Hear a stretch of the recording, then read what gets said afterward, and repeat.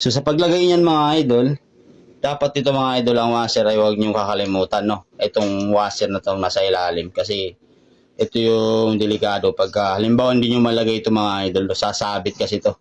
Magugulat kayo niyan, bakit? Parang may sumasabit sa ating motor. Okay, so ito, ilalagay natin siya. So paglagay na pa ganito, hawakan nyo lang yung washer, ilalagay natin siya diretso. Ayan o. So sa paglagay ng transmission, yan. Okay. Tapos, huwag nyo lang munang bitawan yung pinaka-washer niya mga idol, no? Kasi, madadali tayo dito pagka ang washer ay malaglag. Okay, yan. Yan, so nilagay na natin siya. Okay. So ngayon, ilalagay natin tong ating shifting drum at saka yung shifting port niya, no? So unahin natin muna yung shifting port niya mga idol para hindi kayo malito. Okay. So umpisahan natin. Yan. So sa shifting port naman mga idol, yan, oh, meron siyang 3 piraso. Yan. So makikita nyo yan.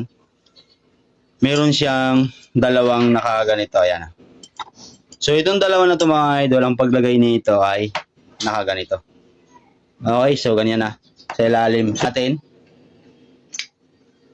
Okay, so ganun din yung kabila. Lagay din natin yung isa sa taas. Yan. Tapos itong maliit mga idol, yan, medyo maiksi, no? Dapat ang pwesto niya ay pag ganito. Yan, so paglagay ganito rin, no? Lagay lang natin siya pag ganyan. Tapos susunod na natin itong ating shift. Yan, sa paglagay ng shift drum, ganito lang, no? Hawiin nyo lang siya ng konti. Papasok din yan dyan, no? Yan.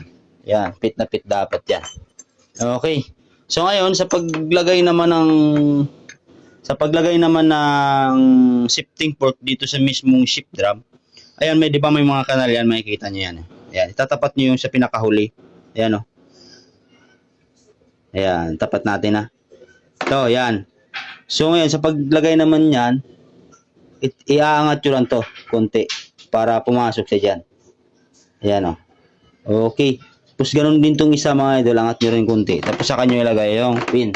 So yung pin dito sa kabila ay wala siyang matulis sa kabilang side. Yan, lagay natin. Yan. Okay. Pasunod na natin to. Ito yung pinaka niya eh. Tapos ganun din mga idol, no. Iaangat nyo rin siya. Yan, no. Iaangat nyo rin to konti yung gear. Yan. Para pumasok siya, no. Yan. Angat nyo rin yan. Tapos saka nyo siya ilalagay. Yan. Okay. So ngayon, ito-testing natin siya kung papasok lahat yung cambia. Okay, so natin 1, 2, 3, 4, 5. Yan. So 1, 2, 3, 4, 5. So neutral. Yan. So ganun lang mga idol, no. Napakasimple lang, no. So lagi lang nating tatandaan mga idol, kailangan itong transmission na to ay walang magkabaliktad, walang magtagilid, dapat shoot lahat, tapos smooth lahat dapat ang ikat, no. So ganun lang mga idol, no. Maraming salamat at sana may natutunan na naman yung iba. So Rouser 180 to 20 200 paano maglagay ng transmission set.